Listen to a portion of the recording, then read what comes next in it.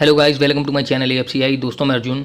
दोस्तों आज की इस वीडियो में हम लोग एक पेपर की कटिंग के बारे में बात करने वाले हैं, जो कई लोगों ने मुझे व्हाट्सएप, फेसबुक, इसके अलावा जीमेल पर भी सेंड की।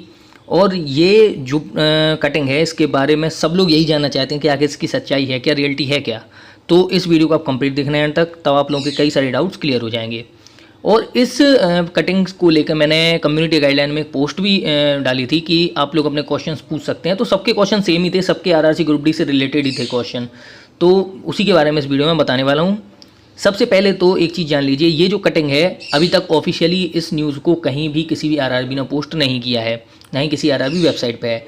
तो आप ये भी नहीं कह सकते हो कि कटिंग सही है या गलत है, क्या है क्या नहीं है। जहाँ तक मुझे लगता है ये फेक कटिंग है। इसमें ये इस टाइप की कटिंग कोई भी बना सकता है। ये कटिंग बनाना कोई बड़ी बात नहीं है। सिर्फ लग भी रहा है कि जैसे कंप्यूटर पर बनी हुई भी हो। कहीं भी देखो इस पर ना तो डेट है ना कुछ है। अगर जैसे कटिंग डालनी होती वो डेट भी तो डालता है यहाँ पर साथ में। इसके अलावा अगर इसी रेलवे ग्रुप डी की बात चल रही होती तो उसका जो एम्प्लॉयमेंट नोटिस नंबर होता है, जो CN होता है, वो भी यहाँ पर होता। लेकिन नहीं, ऐसा कुछ नहीं है। अगली चीज़, अगर कटिंग सही भी है और नहीं भी है तब भी इस कटिंग के बारे में थोड़ी सी बात करना ज़रूरी भी है, क्योंकि इसमें कुछ ऐसी बातें बताई हैं जो लोगों के मन में बैठ गई हैं। और कई कैंडिडेट ऐसे हैं जो डर गए हैं इन चीज़ों को पढ़ के। तो भाई उनका डर दूर करना और उनके डाउट क्लियर करना अपना काम है।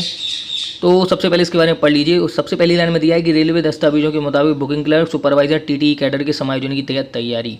मतलब जो पहले से बुकिंग क्लर्क हैं, TTE कैडर में काम कर रहे हैं, इन लोगों को इनके इस काम से हटाकर दूसरी किसी पोस्ट पर एडजस्ट कर दिया जाएगा। क्योंकि रेलवे आपसे कंटिन्यू कहती है कि बुकिंग कराने के लिए आप बुकिंग विंडो पर मत जाएं, टिकट विंडो पर मत जाएं, ऑनलाइन टिकट बुक कीजिए, IRCTC के थ्रू करिए। और जल्द ही जनरल टिकट बुकिंग के लिए आप लोगों को कोई ना कोई मोबाइल ऐप लॉन्च कर दी जाएगी। तो इस तरह आप लोग टिकट आराम से खरीद सकते हो। अब जब आप खुद सोचो टिकट आप घर पे रह के बुक कर सकते हो, तो भाई बुकिंग क्लर्क का क्या काम। तो कॉमन सी बात है, उसकी पोस्ट खत्म कर दी जाएगी। इसका असर हो सकता है RRB NTPC पर पड़े, क्योंकि इसमें जो 12th लेवल से पोस्ट निकली हैं, जिसमें TC TD वगैरह की पोस्ट हैं, हो सकता है उनमें पोस्ट कम कर दी जाए। कन्फर्म नहीं है, ध्यान रखिए, मैं ये कह रहा हूँ कि हो सकता है कि पोस्ट कम कर दी जाए। अगली चीज़ कि नई वैकेंसी नहीं निकलेंगी, वो भी RRC ग्रुप डी की। तो देखो, रेलवे की नई भर्तियाँ नहीं होगी, इसका जहाँ तक है ये आगामी भर्तियों के लिए है। जो भर्ती अपनी पहले निकल चुकी हैं, अपनी RRC ग्रुप डी 2019 की जो वैकेंसी निकली है, मेरे ख्याल से उसके बारे में नहीं है। ये आगामी भर्तियों के बारे में है। होता क्या है, रेलवे जब भर्तियां निकालती है तो वह ये भी ध्यान रखती है कि आगामी 2-3 साल में कितने पद और खाली होंगे, उसे कितनी भर्तियाँ और करनी होगी, और उसके लिए वह पहले से ही तैयारी रखती है। तो रेलवे का यहाँ मुझे लगता है यही सोचना है कि जो वैकेंसी निकल गई हैं उन्हें पूरा करो और बाकी वैकेंसियों को अभी रहने दो। अगली चीज़ कि बड़े शहरों में टिकट काउंटर बंद होंगे, बिल्कुल हो सकते हैं, कोई बड़ी बात नहीं है। जैसे दिल्ली, मुंबई हो गया, यहाँ पर कई सारे बुकिंग ऑफिस होते हैं, कई सारे बुकिंग क्लर्क लगे होते हैं। अब अगर आदमी ऑनलाइन ही टिकट बुक कर सकता है तो भाई इन लोगों का क्या काम। तो यहाँ पर पूरी तरह से नहीं, लेकिन जहाँ तक है काफ़ी हद तक कर्मचारियों को कम कर दिया जाएगा, क्योंकि सारा काम मशीनों के यहाँ तो नहीं सौंपा जा सकता, मैन वर्क की भी ज़रूरत होती है। अगली चीज़ कि इसमें दिया हुआ है कि जो रेलकर्मी है उन्हें सेवानिवृत्त किया जाएगा। तो इस चीज़ को लेकर आप में से कई लोगों को पता भी होगा, अभी कुछ टाइम पहले बात हुई थी कि 60 साल से ना होकर 55 साल जिन कर्मचारियों की एज हो जाएगी उन्हें रिटायर्ड कर दिया जाएगा। तो अब रेलवे ये 110% ज़रूर करेगा, 55 से ऊपर वाली जितने भी उन्हें रिटायर्ड करेगा। अब इससे जहाँ तक है देखना रेलवे की जो नई नीतियाँ होंगी, क्योंकि रेलवे को अपना घाटा पूरा करना है, तो आगे बहुत सारी प्रॉब्लम होने वाली हैं। कैंडिडेट को भी प्रॉब्लम होगी, जो पहले से एम्प्लॉय हैं उन्हें भी प्रॉब्लम होगी, जो पहले से कैंडिडेट हैं उनमें से भी कई ऐसे हैं जिनकी सैलरी कट की जा रही है। उनकी सैलरी का कुछ हिस्सा जो है वो कोविड-19 से लड़ने के लिए फंड में दिया जा रहा है। खैर अच्छी बात है, सबको करना चाहिए। और रही बात देखो लॉकडाउन की, यहाँ पर तो लॉकडाउन कोई कंफर्म नहीं है कि 3 मई को ख़त्म हो जाएगा, हो सकता है आगे बढ़ा भी रहे। इस चीज़ को ख़त्म करने के लिए भी काफ़ी ज़्यादा टाइम लगेगा। और इसके अलावा इसमें दिया भी हुआ है कि आप पढ़ सकते हैं कि ऐप से जनरल टिकट की बुकिंग करने की सिफारिश। तो भाई कॉमन सी बात है, ऐप कोई ना कोई लॉन्च जरूर की जाएगी। साथ ही साथ इसमें यहाँ पर एक कॉर्नर में और दिया हुआ है कि ट्रैक मरम्मत कार्य में लगे कर्मियों की संख्या कम करके ट्रैक मशीन व उपकरणों को काम करने की सलाह दी गई है। भाई मशीनें आज से नहीं सालों से काम कर रही हैं, लेकिन तब भी यहाँ पर एम्प्लॉय उतने ही हैं। इंजीनियरिंग डिपार्टमेंट में कमी करना बहुत मुश्किल का काम है और इन्हें काफ़ी टाइम लगेगा इस चीज़ में। तो निश्चिंत रहो, रेलवे ग्रुप डी की वैकेंसी निकलती रहेंगी, लेकिन अब काफ़ी ज़्यादा टाइम बाद निकलेंगे। अब ये है कि जो RRB NTPC और जो RRC ग्रुप डी की वैकेंसी आपके पास है, इनमें पूरी जान लगा दो, नौकरी ले लो, वरना आगे चल के बहुत पछताओगे, बहुत ज़्यादा टाइम लगेगा नौकरी लेने में। और इसके अलावा जिन लोगों के डाउट्स होने मैं क्लियर कर देता हूँ। सबसे पहला डाउट है कि RRB NTPC का एग्ज़ाम होगा कि नहीं होगा। 110% होगा, लेकिन टाइम लगेगा, पोस्टपोन हो सकता है एग्ज़ाम आपका और भी। इसके अलावा क्या आरआरबी एनटीपीसी की वैकेंसी कम होगी? बिल्कुल हो सकती हैं। अब और भी ज़्यादा चांस है कि वैकेंसी कम हो सकती हैं। अब बढ़ने के चांस तो बिल्कुल नील ही हैं, लेकिन घटने के चांस ज़्यादा हो गए हैं। इसी तरह आरआरसी ग्रुप डी का एग्ज़ाम क्या रद्द होगा? तो भाई मेरे हिसाब से रद्द नहीं होगा, पेपर ही कटेंगे, फेक है। यहाँ पर कोई भी अभी तक ऑफिशियल ऐसा नोटिस नहीं है। और मैं जैसा हमेशा हर वीडियो में आप लोगों से बोलता हूँ कि ऑफिशियल नोटिफिकेशन आए या सर्कुलर आए उस पर ही बिलीव करो, वरना किसी पर भी बिलीव मत करो। अगली चीज़, जो यूट्यूबर आप लोगों को डरा रहे हैं, यार यूट्यूबर को तो काम ही है, जैसे व्यूज़ चाहिए वो आप लोगों को डराएगा, धमकाएगा, कुछ भी करेगा ताकि आप उसकी वीडियो देखो। तो मैं तो शुरुआत से भी ये बोलता आ रहा हूँ कि ऐसे यूट्यूबर से दूर रहो जो आपको डीमोटिवेट करते हैं। आप इतने टाइम से तैयारी कर रहे हो, तैयारी बेकार थोड़ी ना जाएगी। एक बात ध्यान रखो, कोई यूट्यूबर या पेपर कटिंग आपके फ्यूचर को डिसाइड नहीं कर सकती है।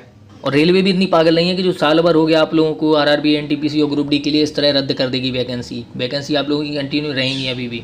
और कई लोगों ने ये भी पूछा है कि जो प्रोसेस है वो पूरी कब तक होगी। बात चाहे एनटीपीसी की करो चाहे ग्रुप डी की। एनटीपीसी वैसे ग्रुप डी के कंपैरिजन में ज़्यादा टाइम लेता है कंप्लीट करने में, वैसे भी 2 साल लगने ही थे, लेकिन अब जो परिस्थितियां उन्हें देखते हुए लगता है कि भाई 2-2.5 हो सकता है 3 साल तक आपकी प्रोसेस कंप्लीट हो पाए। इसके अलावा कुछ लोगों ने ये भी कमेंट किया है कि अगर डॉक्यूमेंट वेरिफिकेशन तक हम ओवर एज हो जाते हैं तो क्या हम मतलब सिलेक्ट होंगे कि नहीं। यार डॉक्यूमेंट वेरिफिकेशन से कोई मतलब नहीं होता है। जो एग्ज़ाम की डेट है उस टाइम पर आपकी जो एज है वो 18 साल होनी चाहिए, या फिर जो डेट रेलवे नोटिफिकेशन में मेंशन की गई है उसमें अगर आप एज आपकी है कंप्लीट हो, आप ओवर एज नहीं हो, तो डीवी चाहे 1 साल बाद हो या 10 साल बाद हो, आप तब भी जॉब ले सकते हो, ओवर एज नहीं माने जाओगे। अगला जो डाउट कई लोगों के मन में है कि क्या भर्ती प्रक्रिया को रेलवे बदलेगा या भर्ती ऐसे ही होती रहेंगी। भर्ती प्रक्रिया को बिल्कुल बदल सकता है। अभी आपको पता होगा कि जो एनआरए के बारे में बात चल रही थी, तो हो सकता है कि एजेंसी चेंज हो जाए या हो सकता है रेलवे अपनी प्रक्रिया चेंज कर दे। कुछ ना कुछ तो भाई यहाँ पर घपलेबाजी ज़रूर होगी। ये चीज़ आगे भी चलेगी, क्योंकि रेलवे शुरुआत से ही चाहता है कि वह अपने प्रोसीजर को, अपने नियमों को थोड़ा सा चेंज करे। तो अब भाई रेलवे के पास एक मौका है चेंज करने का, क्योंकि जो रेलवे को घाटा हुआ है उसे रेलवे ज़रूर पूरा करेगा। कुल मिला के ओवरऑल मैं आपसे यही कहूँगा कि एनटीपीसी हो या आरआरसी ग्रुप डी हो, तैयारी कंटिन्यू करते रहें। अभी ऐसा एग्जाम कोई भी कैंसिल नहीं हो रहा है। देखो एक चीज़ हमेशा से याद रखो, जो पहले से भी आपको बताता आ रहा हूँ कि यहाँ पर चूतियों की कमी नहीं है। हर वक्त आप लोगों को कुछ ना कुछ बहकाएंगे, भड़काएंगे। ऑफिशियल कुछ पता रहता नहीं है। कुल मिला के एक ही काम है कि कुछ ना कुछ अंट इंटरनेट पर डालते रहो, लोग पढ़ते रहें, टेंशन लेते रहें। वेबसाइट पर जाएं, उनकी वेबसाइट को विजिट करें, वहाँ पर से नोटिफिकेशन डाउनलोड करें, उसे व्हाट्सएप पर वायरल करें। बस यही काम तो है, और करना क्या है। तो ऐसे लोगों से दूर रहो। कुल मिला के अपनी तैयारी पर फोकस करो। एग्ज़ाम इस तरह कैंसिल नहीं होते हैं, अपनी तैयारी कंटिन्यू करते रहो। और रही बात आरआरसी ग्रुप डी एनटीपीसी की, तो लास्ट में फिर बोल देता हूँ कि अभी इनके कैंसिल होने का कोई मूड नहीं है, ना ही कैंसिल होंगी। इनकी भर्ती होगी, लेकिन इससे आगामी जो भर्ती हैं वो नोटिस आए या ना आए, वो मैं खुद कह सकता हूँ कि उसमें काफ़ी टाइम लगेगा। और जो कई लोग इस टेंशन में हैं कि जेई एएलपी की वैकेंसी आएंगी कि नहीं आएंगी, तो भाई एएलपी की तो आएंगी, ट्रेन तो चलानी है, वो थोड़ी ना कम हो जाएंगी। तो एएलपी की वैकेंसी भी आएंगी, जेई की वैकेंसी आएंगी, लेकिन अब थोड़ा सा टाइम लगेगा। तो खैर कंटिन्यू प्रिपरेशन करते रहो। बाकी जो भी होगा आगे ऑफिशियल में ही हमें पता चलेगा। इस तरह किसी भी पेपर ही कटिंग के चक्कर में मत पड़ो, क्योंकि पेपर कटिंग वाले तो ये वही लोग हैं जो लोग जुलाई में एग्ज़ाम करा रहे थे। समझ रहे होंगे आप मेरी बात को। तो इतनी टेंशन मत लो, तैयारी करते रहो अपनी। इस वीडियो में कुछ भी अच्छा लगा हो तो प्लीज़ वीडियो को लाइक ज़रूर कर देना और चैनल सब्सक्राइब ज़रूर करते जाना। मिलते हैं अगली वीडियो में।